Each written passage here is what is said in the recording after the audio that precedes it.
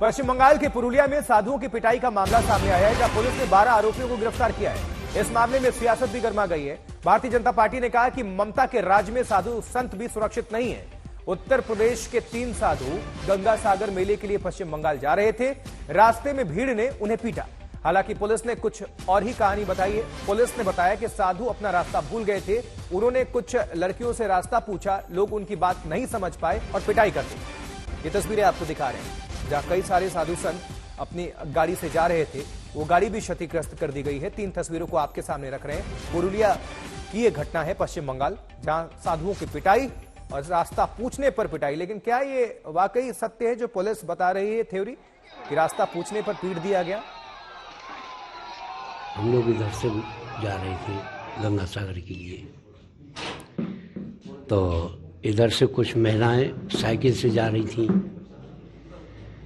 अब ये प्रभु की कृपा जो कि हमको देख करके वो कुछ भयभीत यानी डर गई। जैसे ही गांव में पहुंचे, गांव वालों ने हमको रोक लिया।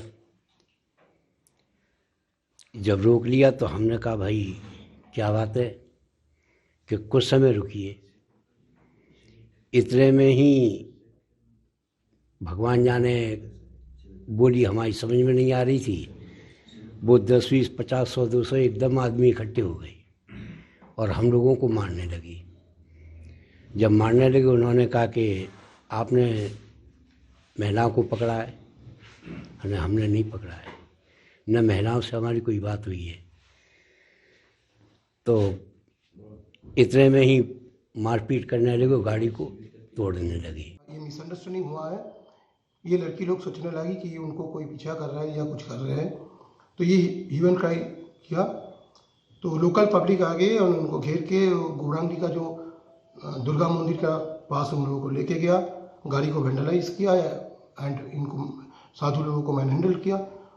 पुलिस का पास जब खबर आया, police immediately rush to the spot and evacuated the sadhus. Police provided them all possible assistance. The vandalized vehicle was repaired. एक केस स्टार्ट हुआ है on the basis of the complaint submitted by the sadhus. 12 persons have been arrested so far. Investigation is going on. चलिए कुछ जानकारी आप सभी तक पहुंचा देते हैं। अब देखिए, भारतीय जनता पार्टी इस घटनाक्रम को बंगाल की सरकार को घेर रही है। कहती है कि टीएमसी के गुंडों ने पीटा साधुओं को, और पुलिस का कहना है कि भीड़ ने पिटाई की है, कुछ गलतफहमी हो गई थी। पीड़ित साधु कह रहे हैं कि पुलिस ने जान बचाई। चलिए, पुलिस का धन्यवाद तो दे रहे हैं ये, लेकिन अब प्रतिक्रिया आ रही है। बयान क्या है, सुनवाएंगे। पश्चिम बंगाल में कानून व्यवस्था चरमरा गई है। जो जनता की भलाई के लिए पैसा आता है, उसकी पाई को खाने का पक्का इंतजाम किया जाता है। कट मनी के नाम से मशहूर यहाँ के नेता और यहाँ की सरकार हो गई है। गरीबों की भलाई के लिए जो पैसा केंद्र से आता है, उसमें भी कमीशन खाने का हर संभव प्रयास किया जाता है। भ्रष्टाचार चरम सीमा पर है। आखिरकार ये वातावरण क्यों? ये तुष्टीकरण की राजनीति ने इस वातावरण खड़ा कर दिया है कि कभी राम जन्मभूमि का अगर शिलान्यास हो तो बंगाल में कर्फ्यू जैसी स्थिति खड़ी कर दे, हिंदुओं को जश्न भी न मनाने दिया जाए। और अब हिंदू साधुओं को मारने पीटने की, उनकी हत्या तक करने का भी प्रयास किया गया।